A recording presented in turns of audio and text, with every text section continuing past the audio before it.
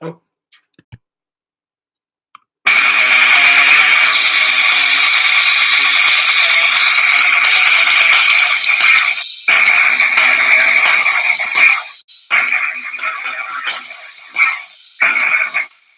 All right. Welcome to the SPC's Fit Talks podcast. I am your host, Sean Glorisi, and we are back after almost 5 months of off time. I am super excited for this podcast. New year, new ideas. Going to try to expand this as much as I can. I want to make it better. I want to make it longer.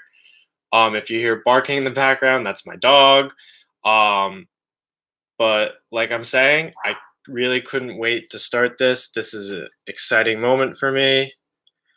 Bringing it back after almost, like I said, almost 5 months. I think the last one was August. Yeah, I believe early August was the last podcast. So really can't wait for this podcast. So some of the changes that I'm making is there's no time limit. Not that I necessarily had a time limit, but I always tried to keep it within an hour. I just thought that was the best way to go, and I always thought that if I went any longer, it may have just been way too long for people to either watch or listen.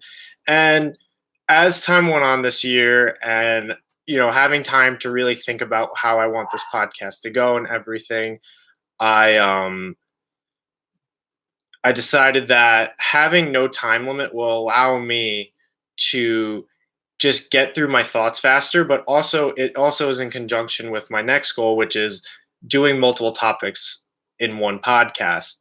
I think the beauty of a podcast is that I can either focus on one topic specifically, but I also sometimes think that I rather just focus on multiple topics and try to hit as many as I can because it isn't a daily podcast. Ideally I would love that, but right now that can't be. This might be a weekly podcast, and then when the school year happens, it might go to a monthly podcast. So for me to hit multiple ideas and multiple things going on in the fitness community, what's going on with me and my training, all that will add up to a better podcast. And I think personally, it'll allow me to hit more topics. So starting off this podcast, we're going to go jump right into 2020 goals, New Year's resolutions, stuff like that. So for me, I have two separate goals. So in terms of the podcast and my Instagram and all that, and basically this whole brand that I'm trying to create is on Instagram, I want at least 500 to 2,000 followers. Obviously, those numbers will vary, and I just think like 500 is a good minimum to hit in a year. That would be about 300 more followers than I have now. And I just think, if I'm gonna set my goal at a minimum, 500 seem really nice. 2,000 would be like super ideal. I don't know if I can hit that. Obviously, I would probably want to be somewhere in the middle, closer to 1,000, if not in the thousands. But just trying to put out more content. I'm gonna try to post every single day. I'm just gonna try to expand as much as I can and give you as much great information about nutrition topics and fitness. As for like my Twitter, probably just like 100 plus followers, but that might kind of go with with my Instagram. YouTube, I want 100 plus followers, but like I said, it might go even more depending on how my Instagram does. And for my podcast, I would like 100 plus views per episode. So I think that's a good goal to set for myself. I think right now the highest it's ever been was like 40 something. So 100 plus views per podcast. I don't know when I would get to a point when that would happen, but for sure that's a great goal of mine that I want. But yeah, so jumping into New Year's resolutions. So that's one of my New Year's resolutions. In terms of fitness, it's trying to get back down to 176. So it's funny. Last year, going into the new year, I was trying to lose weight because I was about 200 pounds. I was maybe a little more than that. And my goal was to get all the way down to 170, 165. And I eventually did hit that. And I think the biggest thing that I had going for me was that I had a set plan and goal when I started my when I started in January. So I think for me, having that plan and having it for the most part planned out, having an idea of where I wanted to go with my workouts, how I wanted to go with my like my diet, and doing that and planning it out a bit really helped me keep focused. Now, did my goals change as the year went on? Of course. I lost, not quickly, but I got down to about 180 going into the summer, and then I kind of maintained that for the most part. My training never really changed. Fuck. All right, I'm just gonna end the stream. All right, I'm gonna end and come back. 1 second. There's something going on. All right, we're back. All right, sorry about that. YouTube's being weird.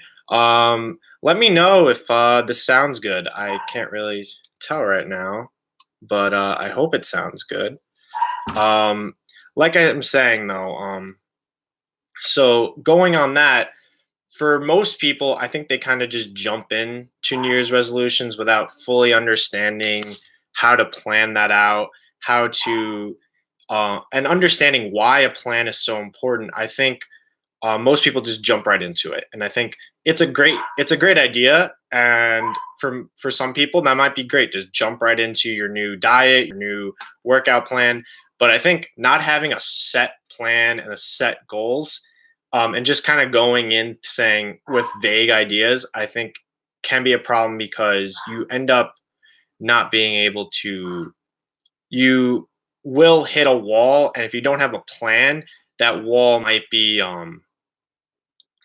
too big for you to tackle, and you'll get frustrated, and that's where I see a lot of people. So um, having a plan is probably the most important thing you can do going into the resolution. So look, it's the new decade. I know a lot of people are saying like 2020, of course, every year it's the new year, new them. But I think having a plan. So plan out what kind of workouts you want to do.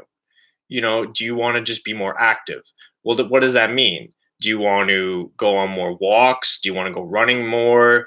Do you want to resistance train more? Do you want to like train as a bodybuilder? Do you want to train as a power lifter? Do you want to just train so that you just feel better? And as well with diet, plan it out. Do you want to do a specific diet plan? Do you want to just try to eat healthier? Well, what does that mean? So you got to plan out that. I'm not saying you have to like create this giant super plan that is super complicated and all that, but I'm saying just having a plan will help you stay organized. And when you start losing weight and then you hit a plateau, now you have at least now you have a plan that you can look back on. It's like, all right, how can I change it a little bit just so that I can keep these goals going? Because I think people just go in and then they lose some weight for like a month and then they hit a plateau. But since they had no plan, they were kind of just winging it. They have no idea how to keep this up. And then they get frustrated and then they go back. And then basically their whole year is ruined and they don't accomplish any of the goals that they set forth. So I think being able to plan everything out in the end will help you achieve your goals. Like I said, last year I had a plan going in. I had a workout plan figured out, and I had a nutrition plan for the most part figured out. I wouldn't say it was a complete nutrition plan because at that point I had my diet figured out. So for me, it was more, sorry about that. For me, it was just going from there. But in the end, I had a plan. So going into last year, I was trying to lose some weight. How was I doing that? Well, I was trying to get more active, but I was also doing bodybuilding training because I wanted to focus on muscle building. And what ended up happening was because I was working out so much and I was eating healthy, but I was also eating less than, I was in a calorie deficit. I was able to lose weight, but I was also able to put on some muscle. So my body ended up looking pretty good at 180. Probably the best my body has looked is now, and I'm really happy about that. Um, But like I said, I didn't feel good going into the end of going into holidays and all that, and I was 200 pounds, and I set a goal. All right, I want to get to this weight. It took a while. Don't get me wrong. And when I hit 180 in the summer, I kind of maintained it. I was kind of like, look, I'm working in a kitchen. I'm surrounded by all this food. I'm just going to try to eat as healthy as I can, but I'm probably going to maintain my weight. And that's what I did. I maintained about 180, 185 at most. And that allowed me to put on even more muscle because I was maintaining my weight. I wasn't losing weight. So I wasn't getting to a point where I was losing muscle at any point.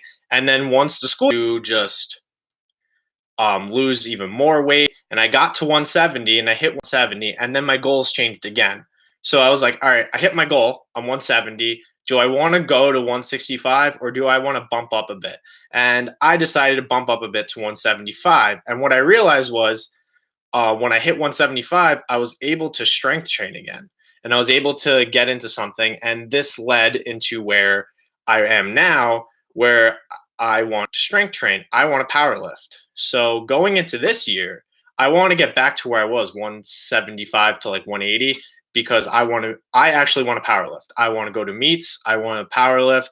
This is something that I want to do for this year, next year. Like, this is my goal now. And going into my goals for powerlifting, I want my deadlift going into my first meet. So I plan my first meet probably the end of my next school semester. So June, like June, late May, early June. So I want my deadlift to be 425. I want my squat to be 325 pounds. This is or higher, and bench press 270 or higher. I think those are goals that are relatively safe. I think none of them are pretty ridiculous. Maybe the bench press, just because my bench press is like low 200s at most right now. So to say that in like 6 months I would gain 70 pounds on a lift that's pretty hard to gain, I would say, um, might be a little unrealistic. But these are max outs, so you never know. As well, it's a goal of mine to have. So if a year or two ago was really hard to attain, and now it's like, wow, I actually hit that. So maybe a year ago I thought 405 on the deadlift or 315, hitting that again might be difficult. But now that I'm shooting for even higher goals, it's like, if I hit 405, that would be great. That'd be amazing for me on the deadlift. Bench press, if I hit 250, I'd be super happy with that. That would be insane for me because I've never even come close to that. So, but again, I have this plan going into New Year's and going into 2020. I want to power lift. My powerlifting schedule is going to be like this. I'm going to work out 3 times a week. Monday will be squat and bench competition style. Wednesday will be deadlift competition style, and then my bench press accessory work. And then Friday will be squat accessory work and deadlift accessory work. So those 3 times a week, I'm getting in my powerlifting training. Don't think it's going to really affect me in any way. If anything, I still want to be fit. I still want to keep that up. So doing that won't be so bad. Then going into this area, I'm going to try to work that out 5 times a week, at least 5 times, 5 to 6 times a week. I don't think I'm going to work it out every single day. Sunday is going to be more, but I think that is a great plan right there going in. And I also have planned where either each month or at a certain point, cheat to hit these goals. But because I want to do as best as I can in my first meet. I don't want to go there and stink it up. Do I think I'm going to win? Probably not. On first meet, past that, I probably have a plan to do 2 meets, but I really don't know. And as well, with this training, I'm not going to max out until the meet. I'm not going near my 1 rep max. So starting out, squat will probably be 4 sets of 5, like competition. Bench is going to be 1 set of 10 just to warm up, and then 3 sets of 5 lifts, other than some accessory work. But now I'm really like focusing on strength. As for deadlift, it's probably gonna be 4 sets of 5. So I'm gonna be trying to do that as much as I can, and as well. And then the accessory work, I'm gonna have to figure it out and adjust it. But I think that a lot of these things are things that I'm going to plan out, but also figure out as I go. And I think that's also fair. If you have a set plan, but you don't fully understand it, or you fully don't like you have most things planned out, but you can't going, you can always adjust it from there. It's super malleable. So going from that, um, I think that way in this weight, I feel really comfortable in this weight. I think I look the best in this weight. I don't look too small, but I don't like getting anywhere more than like 185 to 190 because then I start feeling I may not look it, but I definitely feel gross. Plan. It's basically the same thing that I try to do. I just try to eat as healthy as I can. I try to get as much fruit and vegetables in. For breakfast, it's always, I try to get holidays. I packed on a little bit of pounds. So I'm gonna try for the first month or two, just try to get back to 175. Honestly speaking, it's like 5 pounds. It's not that much. I'm not gonna be losing really any strength.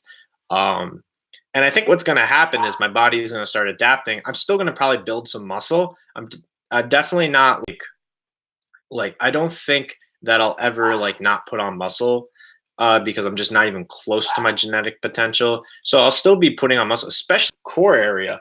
When I start working that all the time, I'm definitely going to put on a little bit of muscle there. So it might appear that I have abs even at a higher body fat percentage than something that would be ideal if you want to really have visible abs. I'm probably going to maintain like a body fat percentage close to 15%, if not 15, maybe. That's my that's really honestly how I attest. Like, all right, that's how I estimate relatively where I am now. I think I look good. I think I have a good amount of muscle that gives me some striations in some, like my arms specifically, look great. My abs is just kind of one block. It might get a little blockier as I go with my ab training. My chest is the biggest it's ever been. My legs are pretty big for my size, but I wouldn't say they're ginormous. But even when I get stronger, they might grow a little bit. And trying to do muscle training, I just like strength training. I think I was just trying to different types of training, and I was trying to many different things. And at the end of the day, I like strength training. That's just me. I like the feeling of getting under the bar and lifting as you can. As well, because I'm training for a meet, it gives me more, it gives me a timetable for a goal. I have 6 months to get as strong as possible for this powerlifting meet. That is great. It puts me in a spot where I have to train for 6 months to get as strong as possible. I have to put in the work if I want to do well at this meet. It gives me more goals, and it's a personal goal. I've been really the only really sport I've down the road a 5K, but I really was like, all right, look, you really like lifting weights. Powerlifting is an option. You can do that. And I talked to myself. I thought about it. I started talking to people about it, and I was like, why not? So going into that, I'm super excited for this year. And you know what? That would be a good benchmark for half the year because it would be June. So it'd be about 6 months in. 6 months in, I powerlifting meet. Now I can reset, refocus, and it's like, all right, let's train for another one. And then I'll go from there. And then after the year is over, I can review and figure that all out. So, like I said, powerlifting for me is what will keep me in check and is something that I want. I'm trying to show you what I want to do and how it's going to keep me focused. Figure out what you want to do and plan it out. If you want to go on more walks, that is a great goal, but do it. But also plan it out. Say, all right, for the first month, I want to try to walk 3 to 5 times a week. And then maybe each month you try to up it one more day. So now you're going to try to walk 4 to 6 times, then 5 to 7, each month, and then try to do it more often. Or, try running, try jogging, try going to the gym more often. Say like, all right, this first month, really going into it, I really want people to understand that if you want to accomplish your goals this year, you have to plan it out. You have to plan it out. I can't really emphasize this anymore. I am planned for this year. You got to be planned for this year. And it doesn't have to be that complicated. Bare bones plan. Just say, I'm going to do this X amount of times a week. I'm going to do this. I'm going to eat these foods. I'm going to try to slowly go from the bad food, not the bad foods, but the not as good foods that you eat to the better foods that you can be eating. I'm not saying just jump right into some crazy as you can, maybe because you do out as much as you can so that you don't have that problem. Yeah, great. I'm really sorry about my dog. She's going crazy because I'm the only one. I think I'm the only one home, and actually my sister's home, but she's asleep.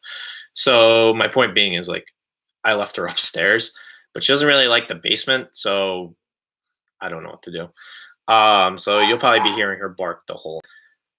But really getting into this, I'm really excited for this year. For my podcast, like the reasons why I'm trying to change it up is I feel like the first few times doing this, especially, 12 episode thing, and I just feel like you talk about one topic and then you get through it for like 30 minutes and then it's like, but I have so much more to say. And I think that's also tied with the fact that I had a time limit on myself. I was trying to keep it under an hour. It was like, maybe I have more to say. Or maybe it's like, all right, I get this one topic done. Now let's move on to the next topic. But when you just have a time limit and you just rely on one topic, yeah, some people might like the fact that you only talk for 30 minutes. But other people maybe not have the time in one sitting, but they definitely like listening to like an hour and a half podcast, 2 hour podcast over the course of time. Like look at the Joe Rogan podcast. He sometimes has like 3-4 hour podcasts. Do you think people can just listen to that right away? Maybe some people that are driving home, but my point is like they will listen to it over a period of time. Going into the topic at hand that I wanted to talk about today, other than 2020 goals and all that, that was just something that I just wanted to introduce into and really get into why I'm changing and why I'm going through all this right now. But the big topic at hand that I wanted to discuss was weight loss plans. So, and it's tied to nutrition for the most part. So, where to begin with a weight loss plan, especially for people that are resolutioners. So, plan it out. Figure out your maintenance calories. So go online, type in TDEE, total daily energy expenditure.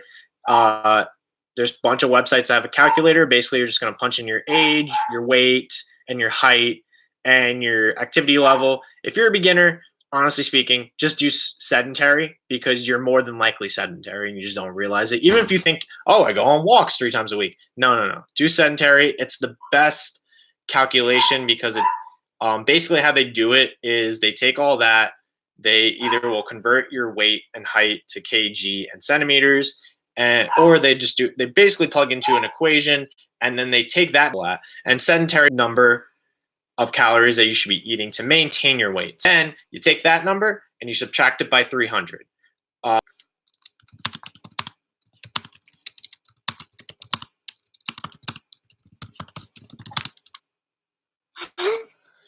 Sorry about that.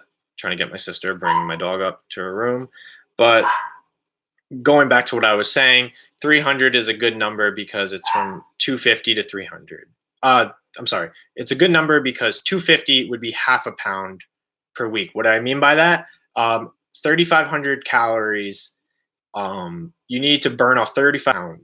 So that's about 500 calories less per day would add up to 3,500 because 5 times 7 is 35. So you just add a couple of zeros. Seriously. All right.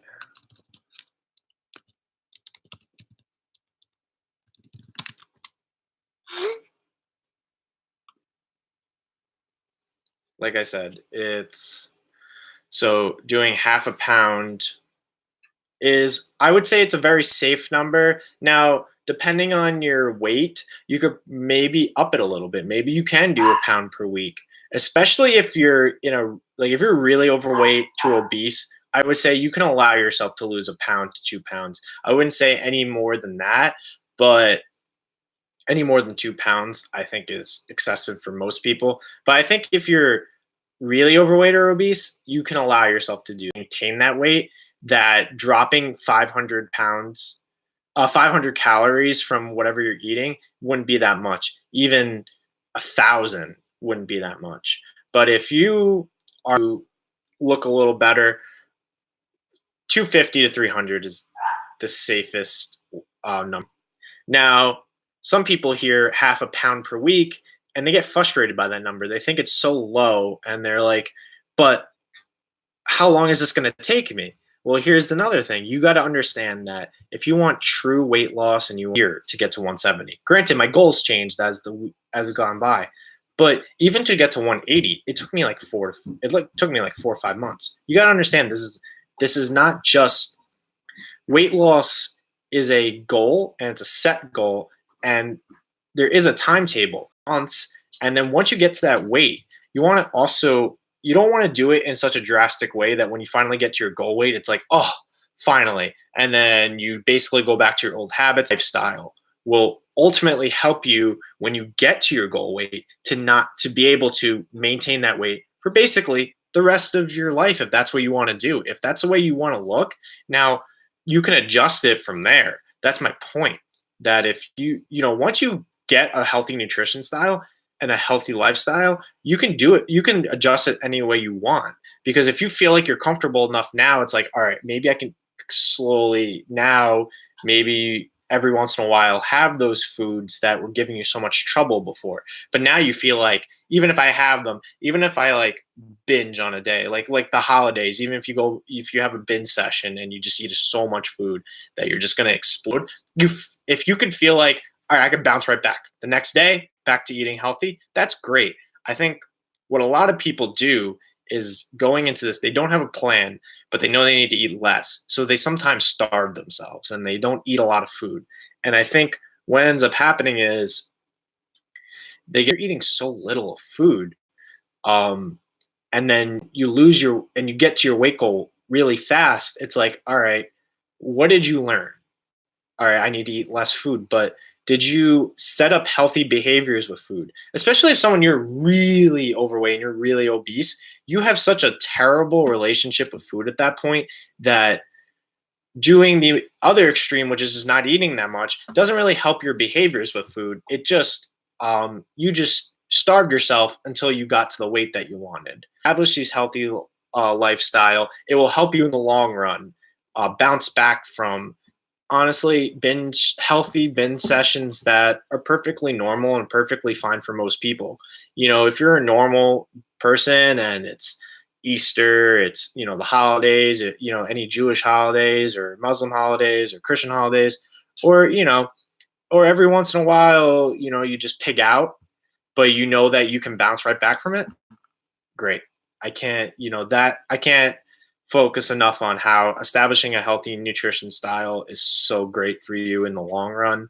It's helped me bounce back from pretty heavy holidays, especially for me during like Christmas time. I go visit my grandma. She makes a crap ton of food, and what ends up happening is I just eat way more than I usually eat, and I get super bloated. But then I can, as long as I get my workouts, and it's fine and dandy. I got hit kind of doubled with this because Christmas, and then I had a wedding to go to, so I kind of got doubled a bit with that, and so I kind of bumped right back up to 185, and that's about where I want to max out. So I was like, all right, whatever, I'll get through the rest of the year, and then once the new year starts, I'll get right back to it. And that's what I've done, and now I'm getting back. I weighed in about 184 this morning, but that was after I ate, so I was probably more close to 182. So like I said, I'm slowly just getting back to where I am. I basically just cut out lunch. Lunch to me, I like breakfast food, so I'm gonna have my breakfast. Lunch, I can come, and sometimes I do meal prep, like you've seen with the chili. I want to try maybe a minestrone, but that's more when I get back to my normal weight, the weight I want to be at. Um, But yeah, so keeping it going, and keeping this in this mindset, when to be strict and when to let yourself cheat, that's honestly up to you, and that's the type of nutrition plan you want to establish. So if you want to do like 6 times a week, 6 days a week, you want to eat as healthy as possible. You want to eat as clean as possible, and then there's one day where you basically pig out for the most part. I think it's perfectly normal and it's perfectly fine to have a cheat day. I just think that some people let them hit. So what I suggest is having this middle ground where you um I would say I prefer more the 85-15% method where 85% of the time you're eating healthy and then 15% of the time the other 15% is basically just the foods that are not as healthy as they could be, the not as healthy foods. So when to be strict and when to allow yourself to cheat is more, it's a mindset, but it's also how you want to establish your goal to you. If you feel like you really can't have a cheat day, or you can only have a cheat day once in a while because it's gonna like be bad, then I would even say also could just mean you're upping your calories for the day. And what's going to happen is you're just going to realize that like it's almost not worth eating those foods anymore. Maybe at a really like once in a while where you're just like, you know what, whatever. But if you're going to be honest with yourself and you want to get to a point where that can happen, where these foods are just totally gross to you and you just love the healthy food you're eating, you have to have a plan and you have to be consistent with it. That's another thing. You got to be consistent with your diet plan. You got to be consistent with your workouts. And if you really want to lose weight, you got to plan for the future. You got to plan this out and understand that this might take 6 months to a year. You got to understand deficit window, you'll lose weight. And that's great. And as you lose weight, you'll lose fat and you'll start looking better. And if you're resistance training, you might put on some muscle and maybe you want to like, you know what? I like the way I look. I like this like I don't mind being at 15% body fat. I think it's perfectly healthy to be there. And so you do that and everything is all good. I think um, people don't need to get to like 10% body fat or less than 10% body fat. Honestly speaking, A, it's not that healthy, but B, it's such a hard goal to accomplish already. It's like you don't have to stress yourself out about that. I think a healthy body fat percentage is 12 to 15%. And I think for most people, they look great in that weight, in that range. And I think that you have all the right to be in that percentage and just be perfectly fine. And I think anyone they can't understand why someone would be, maybe they want to look that way. And it's fucking hard. Stick to something that works for you. It allows you to eat healthier, get into a better lifestyle, but you also allow yourself a cheat day and allow yourself mentally just to refocus and I think when you lose weight, um, it's obviously a physical change, and I think for a lot of people, a point of contention a little bit, and not to say that the fitness industry is perfect. Definitely not. I've talked about how it's not, and how there's a lot of scam artists out there who are just trying to sell you something without fully understanding what you're perfectly fine. You're perfectly healthy, and I think I feel better. I think mentally it helps you feel better too because you're accomplishing something. So you just feel better afterwards. There is a runner's high. There is like a good feeling that you have after lifting weights and all that. And maybe you're frustrated with yourself, and it's a good stress relief. So I think they have done a disservice to what weight loss is. It isn't hypothyroid, where basically their thyroid is overactive and they have a hard time losing weight. Maybe they have Prager's Willy, which is a syndrome where you basically don't have the feeling of fullness at all, ever. So you never feel full, no matter how much food. You don't even feel sick after eating all the food. That's like, that's a major issue, because if you never feel full, how do you know when to stop eating? Or maybe just have a bad behavior with food. But my problem with the healthy at every size movement isn't the idea that you should be mentally healthy with yourself, but the statement. Obviously, you're not healthy if you're like really obese or overweight. A good indication is body fat percentage, and you probably know if you are, but also, and I think BMI gets a bad rap from because people are like, oh, well, I work out, and according to BMI, I'm overweight. For the general population, it works. If you're part of the general population and you're obese, you're obese. It doesn't matter. If you're obese, you're obese. If you're at the high end of overweightness, you're at the high end of overweightness. Some people, and I'm tired of this idea that BMI doesn't work. Like, it works. If you're obese, you're obese. Understand that, and you are not healthy. You have a higher risk for arthritis because your joints are under a lot of pressure. You have all of these ailments that can go with being overweight, especially being obese, and especially in a nation where obesity is rising at scary amounts.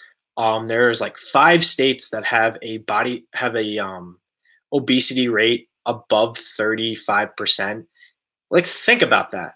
5 states have an obesity that's over 35%. I think 60% of America is overweight. A lot of things into it. Do we have is the American Western diet the perceived understanding of what it is? Is it unhealthy? Yes, for the most part it is. I think you can make it healthy. I just think people, at the bare minimum, it's unhealthy. Unhealthy fast food. I think we have over access to food in general, which is a good and bad thing. It's great that you can be able to go down to the supermarket and buy almost anything you want because of the surplus of food we have. The problem is people don't understand which foods to pick, and because there's so many options, there's so many chances that you're going to eat unhealthy. And a lot of times, the unhealthy options are cheaper than the healthier options. So there's that too. So a lot of things are going into this, and that you are healthy at any size does such a disservice to this problem that we're having in America. And all these people not only have a bad relationship with food, but people who try their hardest to lose weight, but they have a setback already. Just living, they have a setback. And you're telling them basically, no, it's fine. You're healthy at any size. No, fucking bullshit. And it pisses me the fuck off. Sorry for my language, but honestly speaking, I have to emphasize this. You are not healthy if you're over. I don't believe in fat shaming. I don't think it works. I think you're just being a jackass. If anyone fat shames someone for being overweight or obese, especially, like if they're going to the gym and they're getting fat shamed, screw those people, okay? You shouldn't be fat shamed for A, trying to become healthier, but B, you shouldn't be fat shamed in general, because it doesn't do anything for the person. All it does is makes the person feel bad about themselves, and it probably discourages them from trying to lose weight. So don't fat shame. That's not what I'm saying. That is clearly not what I'm saying. What I am saying is you should be able to you should lose weight if you need to. It's perfectly healthy and it's perfectly normal. And don't feel like you're doing a bad thing, or you're someone.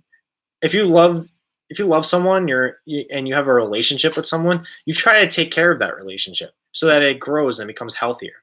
It's the same thing with your body. If you want a good relationship with your body, you got to take care of it.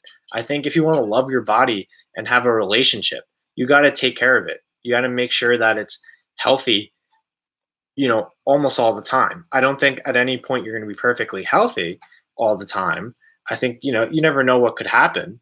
But I think, trying to become as healthy as you can is a better relationship to your body than just saying that I'm perfectly fine.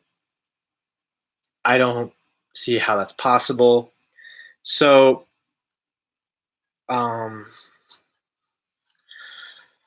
whew, yeah, like I said, if, so going back, weight loss plans, establish a goal, plan it out, understand it's going to take months to a year to get to either where you want to or where you ever want to be. Understand that you're allowed to cheat every once in a little bit. Every 2 weeks, it doesn't matter. Allow yourself that. Allow yourself that mental checkup. Another point, you are not doing a bad thing by losing weight if you need to. If you need to lose weight, you're not doing a bad thing. Okay? Understand that. Um, don't fat shame people. If Figure out what workout plans you want to do. Figure out what works for you. Do you want to stretch more? Do you want to go on walks more? Do you want to power lift like me? Do you want to different options? Swimming is great for everybody, especially if you're overweight or obese, because it's non-weight bearing, and you don't even realize how much energy you're expending and how hard you're working. Planned. We are at the 57-minute mark, so a little under where I wanted to be. But here's the thing: I wasn't trying to talk about my 2020 lose weight, so I thought it was just a good conjunction content. Just give my goals and how I up on Spotify, Apple Podcasts, etc. Yeah.